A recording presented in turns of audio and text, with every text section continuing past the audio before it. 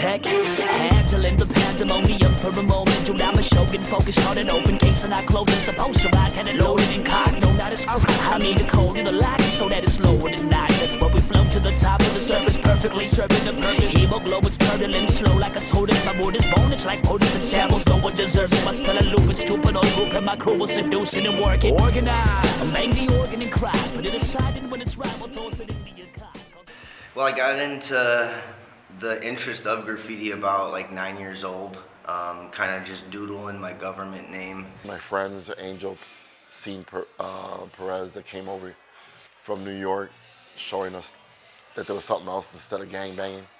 You start out like everybody, you know, you start out as a toy, tagging on the dumpsters, and from the dumpsters you start to sketch more, and you start to go to bigger pieces, bigger bombs, and when the dumpster isn't enough, then you go to a wall and you do a throw up or an outline. And an outline is just getting your letters up big, learning how to take a little tag and just make it into a 6-foot production. And when you're a kid, I was 15, 16, you weren't thinking. There was no thinking. And like, I'm gonna get up. That's what I'm thinking. I went to De La Salle, Catholic high school.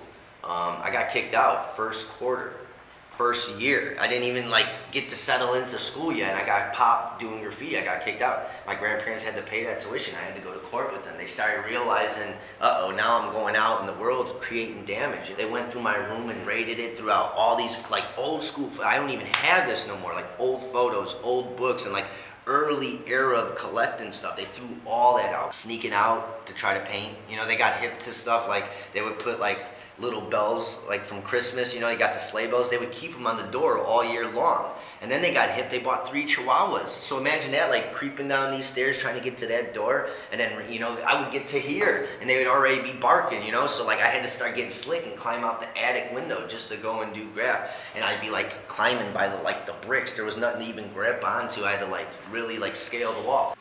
What inspired me? At first it was I love to vandalize. I'm sorry, it was just to vandalize at first. Creativity at first, you know, with graffiti, as a young kid, it meant not having to put up any black and blue, black and yellow, black and purple. You have to understand Chicago at that time was so gang influenced. Anything you saw was supposedly related to gang. And the creativity of the New York graffiti to do anything you wanted in your letters, I mean, it opened up everything. And your like eyes just blew up to a possible yellow and purple together blend, you know, possible pink and blue, and not think that what you leave behind, somebody could say that belongs with gangs. See, so it was kind of hard in Chicago. Painting in Chicago can be, you know, really risky, whether it's, you know, gangbangers, cops. Some bangers don't like you being in their hood tagging. You know, it's a sign of like, for gangs, it's a sign of like marking your territory. Driving, and gangbangers look at you wrong, or they see that you're deep in the car. They're gonna follow you for a couple blocks, try to ram you. It's about you being smart and knowing where you're going, knowing, you know, hey, if I go in this, you know, neighborhood, you know, the South Side's littered with them. All on 18th Street, you can, you know, go 2 blocks and you're in another set. The risk if you do graffiti illegally is that you go to jail. You get sent to county, you get a felony on your record, and that stays with you forever wherever you go. You know, I went to Erie, Pennsylvania recently. I met some buddies through a graph event, and then we linked up and we developed a relationship. I went out there thinking that I'm Mr. Big and Bad about it being from Chicago, you know what I mean? And I underestimated the situation. I ended up catching a case out there. I'm a Pisces, so I feed off people instantly. Like, I'm gonna know if I wanna be around you or not be around you. So I did that same thing with this kid, and I haven't known him from like how I know you. This dude paid $5,000 to get me out of jail. He's risking his relationship because he had got it from his girlfriend that just got a tax return from, you know, college, your college little refund that you get. So they put that up to get me out. I'm sitting there thinking like, damn, you know, I'm gonna stop. I gotta chill with the illegals. I can't be, you know, I'm growing up, I'm getting too old, yada yada yada. But then I get bailed out, you know, and it's like they're taking me back to a graph wall. Like, they come pick me up out of county and I'm back spraying at a wall. So it's like real big confusion, but like you can't really put your finger on it if you're risking it too much. There's guys that just specifically are tunnel rats. They run tunnels and they tag up in there, and it's a weird thing when there's like, in our days, 30 kids running between Division of Milwaukee to Chicago, Milwaukee, because that subway is closed on the weekends. So we all went and partied in there.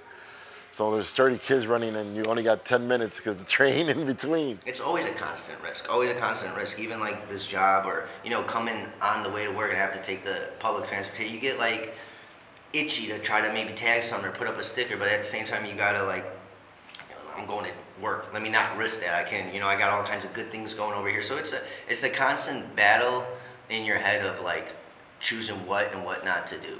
As of lately too, I've been like structuring a lot of my aim around like my family, my wife and kids, something that they can also appreciate and relate to. That inspires me, and I always put her name up, in my pieces. A lot of people think it's like my crew, right? What's Ali? It's ALI, and I always put that in my piece as a small token of appreciation to allow me to continue on and have this in my life. My mom, I feel even kind of the structure of my relationship and outside of graffiti, I lost a lot of teaching and influence from her. So like the graffiti was important void filler. My mom didn't approve of it, but my mom got me excited about colors. She always took me to the Art Institute and Botanica Gardens. I still go to this day and take pictures of her garden. I've done a lot of community murals and off of images that she has in those gardens. So we put her through a lot of pain doing this when I was a kid. Your parents worry if you're gonna come out all right or not, So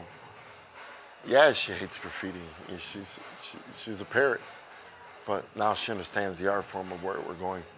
And she comes by the wall now, the permission walls. But don't let my dad talk about that illegal stuff, man. He won't stop, man. It's like, don't know that. Once in a while, I put a sticker on the stop sign just to get him mad.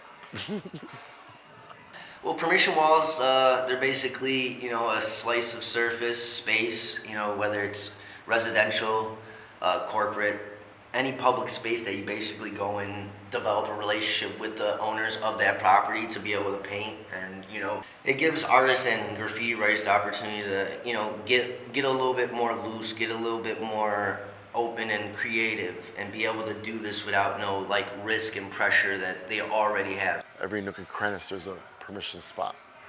It could be a garage, front door. If you start at 26th Street in Kedzie, all the way to 63rd, there's permission walls over there. They're run by the crews, and you only go there if the crew allows you. And there was always been traditional spots like 59th and Western, run by SB crew, 36th and Albany, run by CMK now. These permission walls, there's never enough for every kid to paint. There's always a kid that gets up and says, I don't want to do it no more on my Xbox 360 Saints Row. I got to go outside and do it. And he's not going to listen to an old man that's painting graffiti on a permission wall.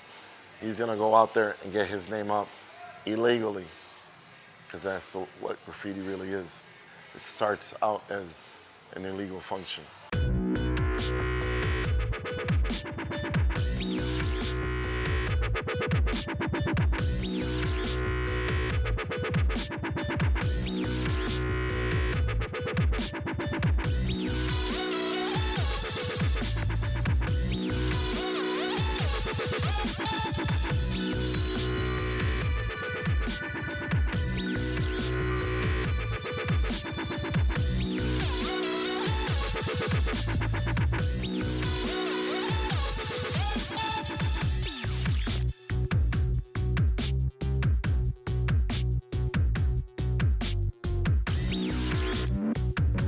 The risk is going down because I think the city is understanding more. There is a culture now, and even the city knows that there's people that do permission walls, and there's people that do vandalism at a high form.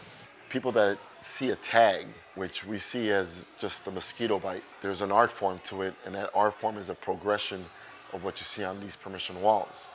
Without these permission walls, you don't get your advertisement, your graphic designers, your tattoo artists.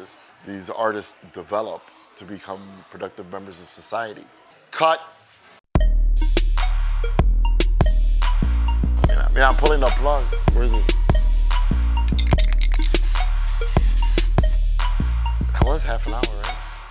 Give me the time on the thing.